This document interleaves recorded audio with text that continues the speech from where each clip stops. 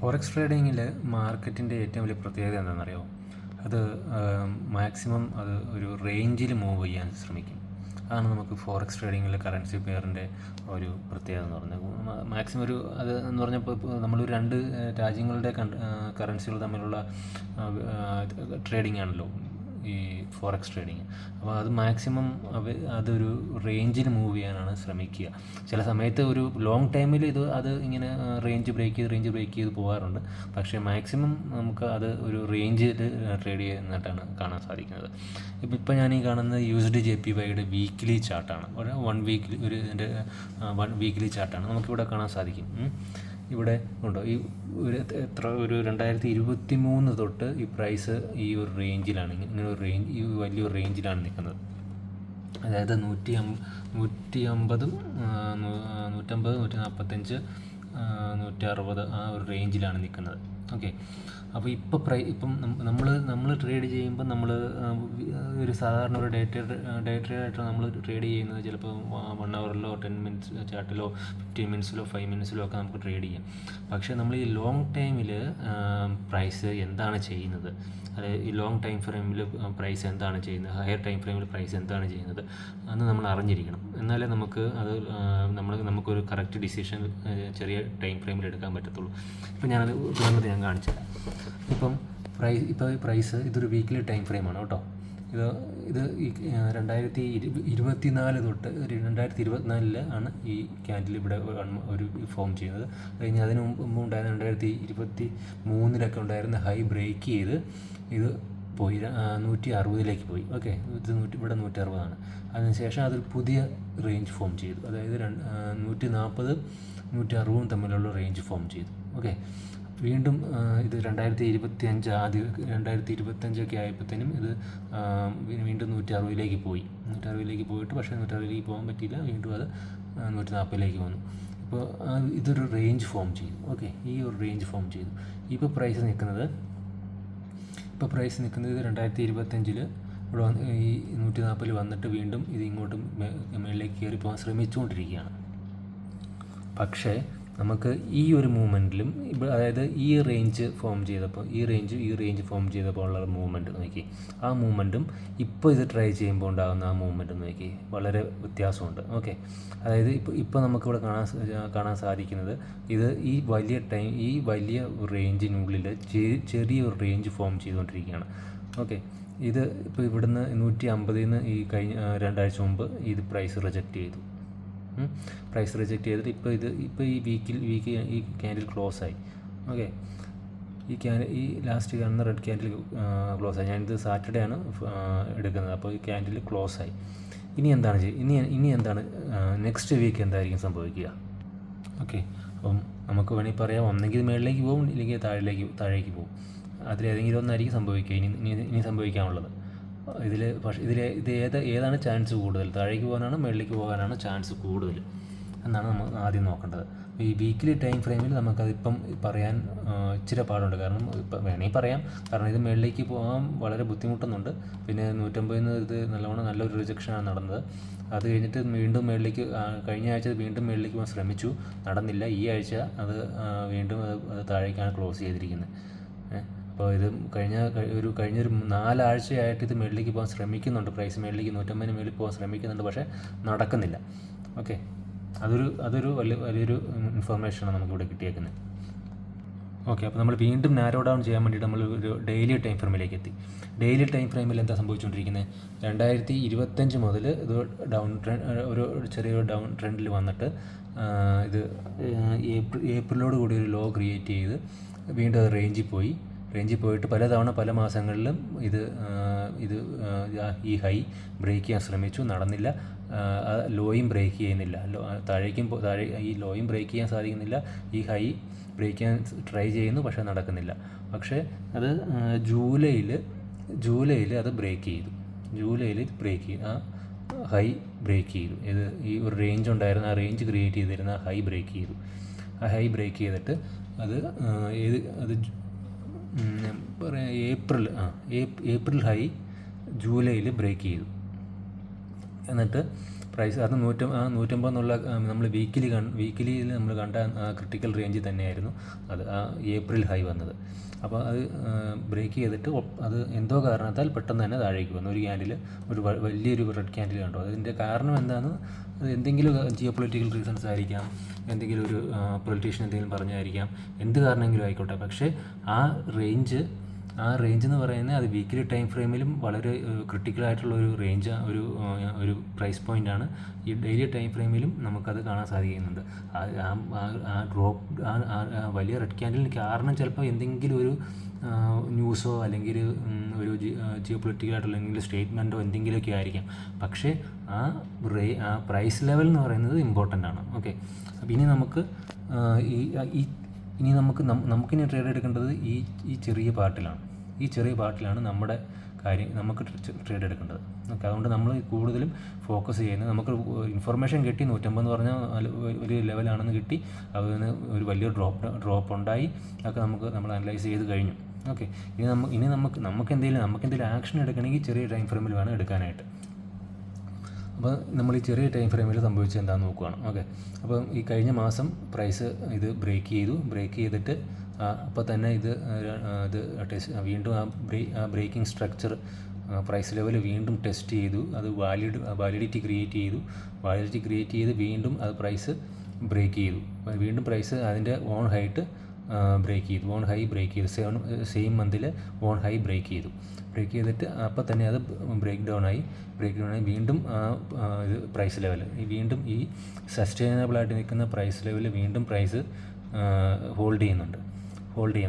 മാത്രമല്ല ഈ റെഡ് ക്യാൻഡിലിനെ ഈ ഒരു ഇവിടെ നെഗോഷിയേറ്റ് ചെയ്ത പ്രൈസിനെ ബയേഴ്സും റെസ്പെക്റ്റ് ചെയ്യുന്നുണ്ട്. കാരണം അതിന് മേളിലേക്ക് ബൈ ചെയ്യാനായിട്ട് ബയേഴ്സ് അതിന് ബൈ ചെയ്യാൻ നടക്കുന്നില്ല. അപ്പം ഇവിടെ രണ്ടിടത്തും റെസ്പെക്റ്റ് നടക്കുന്നുണ്ട്. അപ്പം വീണ്ടും നമുക്ക് കിട്ടുന്നത് വീണ്ടും ചെറിയൊരു റേഞ്ചായി. അപ്പോൾ അത് വീണ്ടും വളരെ ചെറിയൊരു റേഞ്ചിലേക്ക് ആ പ്രൈസിൻ്റെ മൂവ്മെൻറ്റ്സ് മാറി.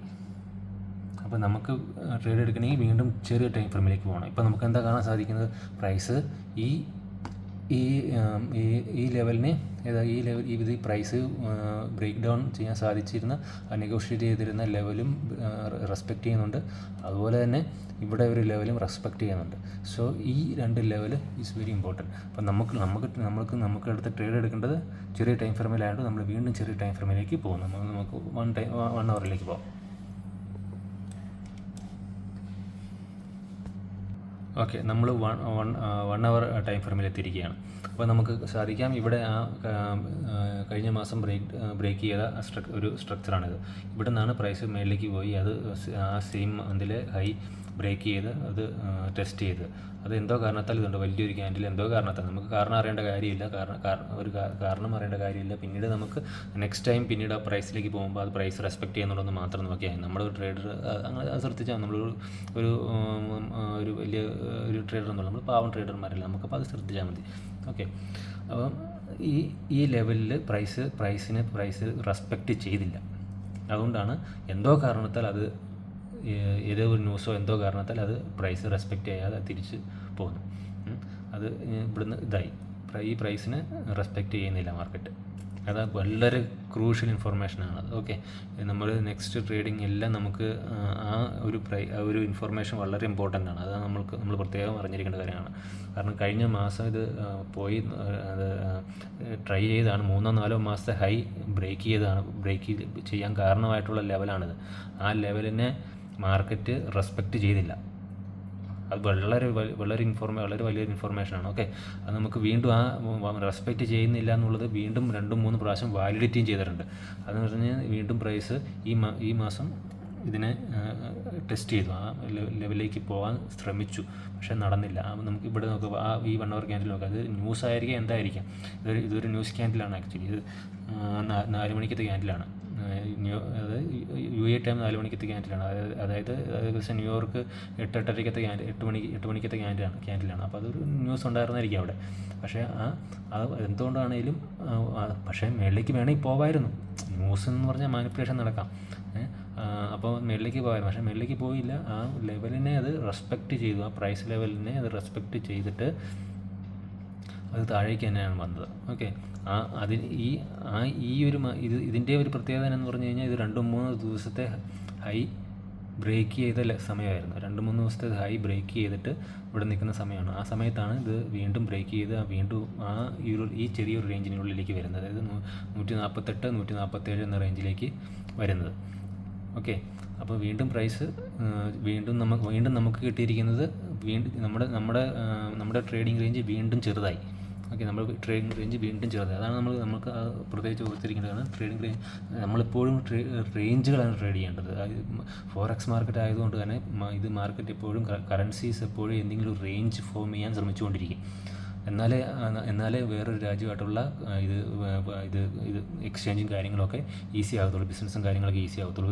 ഒരു റേഞ്ച് ഇല്ലെങ്കിൽ ഇന്ന് ഇപ്പം എന്താ നാളെ എന്താണെന്ന് ഒരു ഐഡിയ ഇല്ലാതെ നിൽക്കുന്ന സമയത്ത് നമുക്ക് ഒരു ബിസിനസ് നടക്കത്തില്ല. അപ്പോൾ എന്തെങ്കിലും ഒരു ബിസിനസ് നല്ല രീതിയിൽ നടക്കണമെങ്കിൽ ഒരു റേഞ്ച് വേണം. അതായത് ഇന്ന് 105 കിട്ടി, നാളെ മാക്സിമം ഒരു 106 7 വരെ പോകാം എന്നുള്ള ഒരു ചിന്ത, സ്പെക്കുലേഷനോടുകൂടിയാണ് ബിസിനസ്സുകൾ നടക്കുന്നത്. ബിസിനസ്സുകൾ അവിടുത്തെ സാലറി പേ ചെയ്യണം, നമുക്ക് അങ്ങോട്ടും ഇങ്ങോട്ടെല്ലാം പല പരിപാടികൾ നടക്കുന്നുണ്ടല്ലോ. അപ്പോൾ ആ എക്സ്ചേഞ്ച് നടക്കണമെങ്കിൽ കറൻസി ഒരു റേഞ്ച് കീപ്പ് ചെയ്യുമെന്നുള്ള എക്സ്പെക്റ്റേഷനോട് കൂടിയാണ് കാര്യങ്ങൾ ചെയ്യുന്നത്.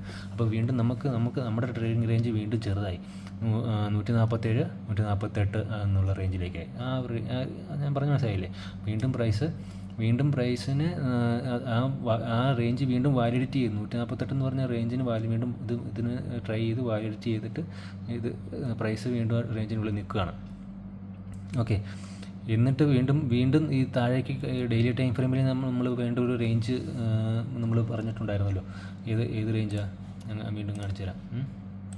അതായത് ഈ കഴിഞ്ഞ മാസം ഈ 2-3 മാസത്തെ ഹൈ ബ്രേക്ക് ചെയ്യാൻ കാരണമായിട്ടുള്ള പ്രൈസ് ലെവൽ, ആ പ്രൈസ് ലെവലിനെ വീണ്ടും അത് ടെസ്റ്റ് ചെയ്തായിരുന്നു, അത് വാലിഡിറ്റി ചെയ്തായിരുന്നു. വീണ്ടും ഒരു ദിവസം മുമ്പ് വീണ്ടും ആ പ്രൈസിനെ ടെസ്റ്റ് ചെയ്യുന്നതാണ് നമുക്കിവിടെ 1 hour ടൈം ഫ്രെയിമിൽ കാണാൻ സാധിക്കുന്നത്. ഈ കഴിഞ്ഞ ദിവസത്തിലെല്ലാം ലോ അത് ബ്രേക്ക് ചെയ്തിട്ട് കഴിഞ്ഞ മാസത്തെ ആ ലോയിനെ, ആ സ്ട്രക്ചറിനെ അത് വീണ്ടും ടെസ്റ്റ് ചെയ്തു. വീണ്ടും അത് സംഭവിച്ചത് റെസ്പെക്റ്റ് ചെയ്തു.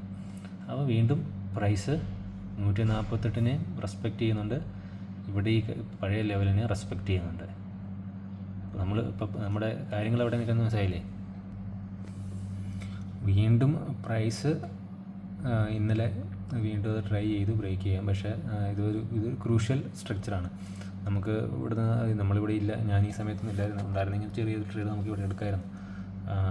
കാരണം ഇവിടുന്ന് ഇത് ടെസ്റ്റ് ചെയ്തപ്പോൾ ഇവിടെ നമുക്ക് കുറച്ചുകൂടെ നമ്മൾ ട്രേഡിംഗ് എടുക്കുന്ന ടൈം ഫ്രെയിമിലേക്ക് പോയി കഴിഞ്ഞാൽ 15-ൽ നമുക്ക് ആവശ്യത്തിന് കൺഫർമേഷൻ കിട്ടിയിട്ടുണ്ടായിരുന്നു. ആ ന്യൂസിൽ ട്രൈ ചെയ്തിട്ട് പോലും അത് ന്യൂസിന് താഴേക്ക് സാധിച്ചില്ല. അത് കഴിഞ്ഞ് 2-3 ക്യാൻഡിൽ കഴിഞ്ഞപ്പോഴത്തേനും ഇതിന് നല്ലൊരു ട്രേഡ് നമുക്കിവിടെ അത്യാവശ്യം ഒരു 15 പിപ്സും ഒക്കെ കിട്ടുന്ന ഒരു ട്രേഡ് എടുക്കാമായിരുന്നു. അല്ലെങ്കിൽ ഇവിടെ നിന്നാണെങ്കിലും എടുത്താൽ മതി, നമുക്ക് ട്രേഡ് എടുക്കാമായിരുന്നു. നമ്മുടെ ടൈം ഫ്രെയിമിലായിരുന്നു. അതായത് 4 മണിക്ക് നിൽക്കുമായിരുന്നെങ്കിൽ അത് എടുക്കാമായിരുന്നു. പക്ഷേ ആ സമയത്തില്ലായിരുന്നു. നമുക്ക് ട്രേഡിങ്ങിൻ്റെ പ്രത്യേകത അതാണ്. നമുക്ക് ഇഷ്ടംപോലെ ട്രേഡ് മിസ്സാവും, നല്ല ട്രേഡുകൾ. പക്ഷേ അത് മിസ്സാവുമെന്നും പറഞ്ഞ് നമ്മളിപ്പോഴും ഇതിൻ്റെ ഫ്രണ്ടിൽ കുത്തിയിരിക്കാനും പറ്റത്തില്ലല്ലോ. നമുക്ക് നമ്മുടെ ജീവിതത്തിൽ വേറെ പല കാര്യങ്ങളുണ്ട്, അത് ചെയ്യണം. പക്ഷേ നമുക്ക് ഈ ഒരു ട്രേഡ് മിസ്സാവും, നമുക്കൊരു ട്രേഡ് എടുത്തിട്ടേക്കാമെന്ന് പറഞ്ഞാൽ അങ്ങനെ ട്രേഡ് എടുക്കാൻ പറ്റത്തില്ല. ഓക്കെ, അപ്പോൾ എന്തായാലും നമുക്ക് ഇവിടുന്ന് ഒരു ട്രേഡ് എടുക്കാമായിരുന്നു. ഇന്നലെ നമ്മൾ ഇതിനകത്ത് ഉണ്ടായിരുന്നെങ്കിൽ നമുക്കൊരു ട്രേഡ് എടുക്കാമായിരുന്നു. അപ്പോൾ നമുക്ക് ഇവിടുന്ന് കിട്ടുന്ന ഇൻഫർമേഷൻ എന്താ? നെക്സ്റ്റ് ഡേയിലേക്ക് വേണ്ടിയിട്ട് ഇവിടുന്ന് ആ പ്രൈസ് ലെവലിന് പ്രൈസ് റെസ്പെക്റ്റ് ചെയ്യുന്നുണ്ട്. ഇവിടെ ഇങ്ങനെ എത്തി പ്രൈസ് ഇവിടെ എത്തി ക്ലോസ് ചെയ്തു. എന്താണ് നാളെ അടുത്ത ദിവസം ഓപ്പൺ ചെയ്യുമ്പോൾ എന്താ സംഭവിക്കാൻ പോകുന്നത്? എന്തായിരിക്കും നമുക്ക് എക്സ്പെക്റ്റ് ചെയ്യേണ്ടത്? നമ്മൾ അറിഞ്ഞിരിക്കേണ്ട ഒരു കാര്യം എന്ന് പറഞ്ഞു കഴിഞ്ഞാൽ പ്രൈസ് ലെവൽസാണ് അറിഞ്ഞിരിക്കേണ്ടത്. ക്രൂഷ്യൽ ലെവൽസ്, അടുത്ത ആഴ്ചത്തെ ക്രൂഷ്യൽ ലെവൽസ് എന്ന് പറഞ്ഞു കഴിഞ്ഞാൽ ഇതൊരു ക്രൂഷ്യൽ ലെവലാണ്. ഇത് ക്രോസ് ചെയ്ത് കഴിഞ്ഞാൽ പ്രൈസ് താഴേക്ക് പോകാം. ഓക്കെ, പിന്നെ ഇതൊരു റേഞ്ച്. ഇവിടെയൊക്കെ നമുക്ക് എന്തെങ്കിലുമൊക്കെ കൺഫർമേഷൻ കിട്ടിയിട്ടുണ്ടെങ്കിൽ നമുക്ക് ഏതെങ്കിലും ട്രേഡിലേക്ക് എൻട്രി ചെയ്യാവുന്നതാണ്.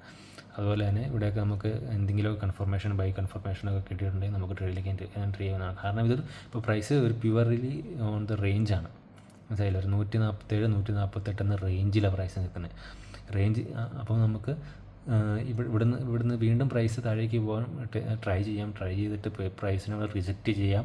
റിജക്റ്റ് ചെയ്ത് കഴിഞ്ഞാൽ നമുക്ക് ഈസി ആയിട്ട് ട്രേഡ് എടുക്കാം. ഓക്കെ, നമുക്ക് അതിനുള്ള നമ്മൾ അവിടുന്ന് റിജക്റ്റ് ചെയ്യാനുള്ള കാരണവും കാര്യങ്ങളെല്ലാം നമുക്ക് ഹയർ ടൈം ഫ്രെയിമിൽ നിന്ന് നമുക്കറിയാം. അതുകൊണ്ട് തന്നെ റിജക്റ്റ് ചെയ്ത് കഴിഞ്ഞാൽ നമുക്ക് കൺഫർമേഷൻ കൂടുതലാണ്, പോസിബിലിറ്റിയും കൂടുതലാണ്. കാരണം ഇത് റേഞ്ചിലാണ് നിൽക്കുന്നത്. റേഞ്ചിൽ നിൽക്കാനാണ് പ്രൈസിന് ഇഷ്ടം, മനസ്സിലായില്ലേ? പ്രൈസിന് റേഞ്ചിൽ നിൽക്കാനാണ് ഇഷ്ടം. ഇനി എന്തെങ്കിലും ഒരു കാരണം ഉണ്ടാകുന്ന പ്രൈസ് റേഞ്ചിൽ നിൽക്കും. അത് കഴിഞ്ഞിട്ട് പ്രൈസ് ആ റേഞ്ച് ബ്രേക്ക് ചെയ്ത് പോകും. അതാണ് സംഭവിക്കുന്നത്. ഇപ്പോൾ പ്രൈസ് വേറെ പ്രശ്നങ്ങളൊന്നും കാര്യങ്ങളൊന്നും ഉണ്ടായിട്ടില്ലെങ്കിൽ പ്രൈസ് കുറച്ച് 1-2 ദിവസം കൊണ്ടെങ്കിലും റേഞ്ചിൽ നിൽക്കും. അത് കഴിഞ്ഞിട്ട് എന്തെങ്കിലും റീസൺ വെച്ച് പ്രൈസ് ആ റേഞ്ച് ബ്രേക്ക് ചെയ്ത് പോകും. അപ്പോൾ അതിനുള്ളിൽ പ്രൈസ് പല പ്രാവശ്യം വേണമെങ്കിലും ഈ റേഞ്ച് ബ്രേക്ക് ചെയ്യാൻ ട്രൈ ചെയ്യും, റിജക്റ്റ് ചെയ്യും. അങ്ങനെ നിൽക്കുമ്പോൾ നമുക്ക് വീണ്ടും ട്രേഡുകൾ അവിടെ ചെറിയ ടൈം ഫ്രെയിമിൽ എക്സിക്യൂട്ട് ചെയ്യാവുന്നതാണ്. അപ്പോൾ അതിന് വേണ്ടിയിട്ടാണ് നമ്മൾ നോക്കി നിൽക്കേണ്ടത്. ഓക്കെ, അത് ഞാനിപ്പോൾ ഈ പറഞ്ഞത് നിങ്ങൾക്ക് എത്രത്തോളം മനസ്സിലായിട്ടുണ്ടെന്ന് എനിക്ക് മനസ്സിലാവുന്നില്ല. കാരണം ഞാൻ നല്ലൊരു ടീച്ചറല്ല. അതിനാണ് ഈ കാര്യങ്ങൾ നല്ലോണം പറഞ്ഞ് മനസ്സിലാക്കാനുള്ളൊരു കഴിവ് എനിക്ക് അങ്ങനെയില്ല. പക്ഷേ ഞാൻ ഈ ചാനൽ നിങ്ങൾ സബ്സ്ക്രൈബ് ചെയ്ത് വെച്ചോ. ഈ മലയാളത്തിൽ ഇതിലും നല്ലൊരു ട്രേഡിങ് എഡ്യൂക്കേഷൻ നിങ്ങൾക്ക് വേറെ എവിടെയും കിട്ടത്തില്ല. ഇത് ഞാൻ എൻ്റെ വാക്ക് തരുന്നതാണ്. ഞാൻ ഇതുവരെ ഈ അക്കൗണ്ട് ഓപ്പൺ ചെയ്തിട്ട് ഇതുവരെ ട്രേഡൊന്നും എടുത്തില്ല.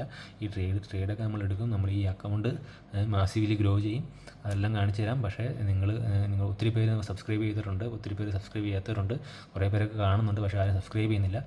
എന്തായാലും ഇത് നിങ്ങളുടെ ഫ്യൂച്ചറിന് വേണ്ടിയിട്ടാണ് ഈ ചാനൽ സബ്സ്ക്രൈബ് ചെയ്യാൻ പറയുന്നത്. സബ്സ്ക്രൈബ് ചെയ്തു. നമുക്ക് എന്തെങ്കിലും ഒരു കാര്യം ചെയ്യുമ്പോൾ നമുക്കൊരു അപ്രീസിയേഷൻ കിട്ടുമ്പോൾ നമുക്ക് കൂടുതൽ നല്ല കാര്യങ്ങൾ ചെയ്യാൻ തോന്നത്തില്ലേ? നിങ്ങൾ സബ്സ്ക്രൈബ് ചെയ്ത് കഴിഞ്ഞാൽ എനിക്ക് അതാണ് എൻ്റെ അപ്രീസിയേഷൻ. അപ്പം ഞാൻ കൂടുതൽ നല്ല കാര്യങ്ങൾ ചെയ്തുകൊണ്ട് വരും. ഓക്കെ, അപ്പോൾ എന്തായാലും അടുത്ത വീഡിയോസ് നമുക്ക് ഉടനെ തന്നെ ഇങ്ങനെ വരുന്നതാണ്. നമുക്ക് കൂടുതലും ഇൻഫർമേഷൻസും കാര്യങ്ങളൊക്കെ ആയിട്ട് വരുന്നതാണ്. അതുവരെ താങ്ക് യു, ബൈ.